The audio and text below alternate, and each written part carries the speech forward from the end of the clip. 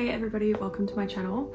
I am a channel that focuses on finances, ways to make money online, side hustles, those sorts of things. So if you're watching while you eat your lunch or your dinner or just curiosity, research, those sorts of things, welcome, and I hope that you learned something today. I've definitely learned something through the process of this. Today's video will be about how I paid down $35,000 worth of debt in about 18 months and the steps that I personally took to effectively do this. Full transparency, I'm not a financial advisor. This is not advice. It's more so just what worked for me, and maybe you can take one or two things from it and implement it yourself and see if it makes a difference to your spending habits and your debt that you have. If you are feeling overwhelmed by debt, you're not alone. I was there too, and I know that a lot of other people are as well, especially with the cost of living crisis and everything that goes into it. Yeah, it can all feel a little bit overwhelming. So these are just some things that worked for me to help get myself back to net even and begin building some savings for my future too. Okay, let's dive into the steps that I took to become debt free and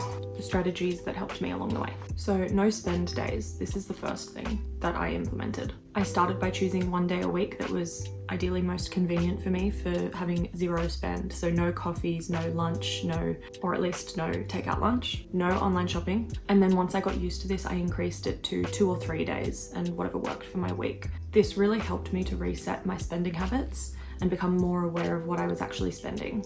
Whatever I saved on those no spend days went straight into my debt that I call the snowball payments, which I'll explain later down the track what the snowball method is of repaying debt, and that's just what worked for me. There's a couple of methods. There's the avalanche method and the snowball method. So it really depends on what works best for you and psychologically what will help you pay it down, because that's a big part of it in the end. So no spend days are an excellent place to start, that are easy, doesn't require much brain power, and yeah, you can implement this on as many days as you want. So the second thing that worked for me was the 24-hour rule, which really helped me mitigate impulse purchases, which realistically was a big issue for me. I would go to the shops, I would see something that I liked the look of, I would simply buy it, no questions asked. I didn't even think about my debt, I didn't think about what I was trying to save, I didn't think about anything. I just thought, I like what I'm seeing and I want to buy it. So the 24-hour rule was a big deal for me and something that really improved my spending habits as well. So basically anytime that I wanted to buy something that I saw, I would give myself 24 hours to think about it and think if I really wanted to get it. I would see if I had something similar back home, because that was a big issue. I'd buy things where it was similar to something that I had back home and it meant that I didn't end up using the old one that I had that I loved, because I would feel the need to use what I'd just bought brand new. So a lot of waste, a lot of items that I had that were very similar really. Most of the time after giving myself 24 hours, I really discovered that I didn't need it. So that was really pivotal for me in saving money, because these impulse purchases could range anywhere from like $10 to $200, $400. And yeah, I didn't think about it. I thought what I wanted at the time and I did it without thinking of the consequences and my larger scale goals. The third thing that I did was I started tracking all my spending in a spreadsheet that I got on Etsy. You can sort of choose one that you like the look of, but I didn't rely on my bank's automated categories, because these can kind of be hit and miss. They don't really give you the full picture down to like the specifics. So I just took it into my own hands and I started tracking everything that I spent in this spreadsheet.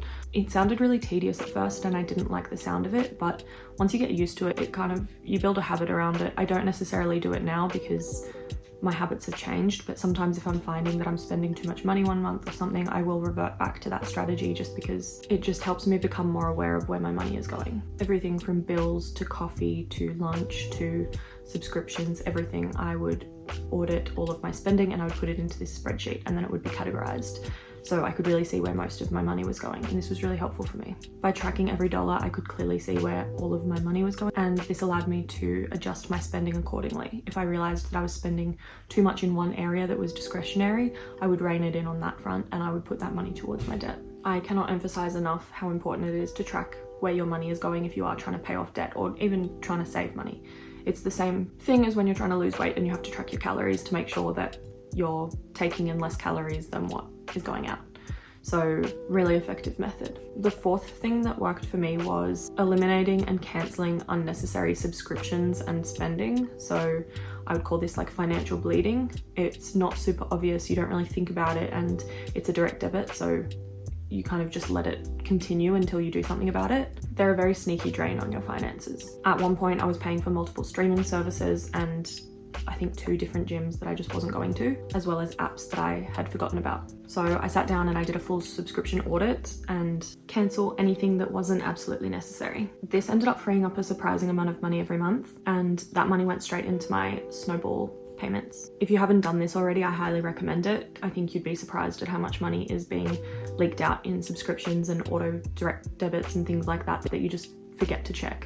They build up over the years. So the 5th thing that I did was I started closing down my accounts prior to them being fully paid off. This was a really big one for me psychologically, purely because whenever I paid them off and I had the money then sitting in credit, I would be way too tempted to redraw on this credit. That's not the same for everybody. That was just something that I personally struggled with. And so closing down these accounts prior to them being paid off was a big step for me in accountability, discipline, things like that. It was essentially a forced discipline that I put on myself because I didn't trust myself at the time while I was building all these other habits that, were going really well, but this was just one thing that I had in my control to assist with that discipline. So I focused on paying these down without the ability to redraw. This kept me focused and ensured that I was breaking the habit of relying on a credit card. Now, the 6th thing that I did was interesting. I don't think that it would work for everybody, but for me it really worked. I used cash for discretionary spending.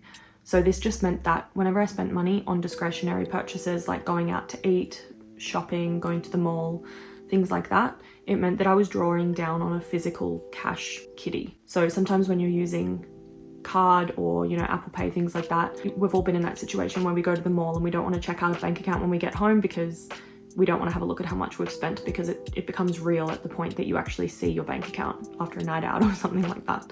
So having the cash physical, it just meant that I was way more aware of what I was spending and how much I had left. So each week I would take out a set amount of cash that I had set myself for discretionary purchases, and then once it was gone, that was it. No more spending until the next week. This simple change made a big difference to how I managed my money and ultimately helped me stay on track to pay off my debt faster. Now, the 7th thing is really important. This is basically about planning your payslip around your debt. Every time I got paid, I started by covering my essentials like rent, groceries, transport, bills, things like that. And then once those were taken care of, I would allocate the last of what was left into 2 categories, one being my discretionary cash and the other being my debts. So this meant that I knew exactly what I could draw out for my discretionary spending, and I knew that I was keeping up with my repayments and my debt goals that I had in place. This method helped keep me organized and made sure that I wasn't overspending or falling behind on my repayments. If you do want to pay off debt quickly, it is really essential to incorporate your debt into your budgets. I think a lot of the time when you're in debt, you kind of, you try to ignore that it's there, you don't like to think about it, it's very stressful, things like that. But by incorporating your debt repayments into your budget, it means that, it alleviates some of that stress. I mean, initially it may feel a little overwhelming, but as you start to pay things down, it becomes less and less overwhelming and you feel more in control ultimately, which helps build momentum and confidence around paying off your debt. Which leads me to the 8th thing that worked for me. It's called the debt snowball method.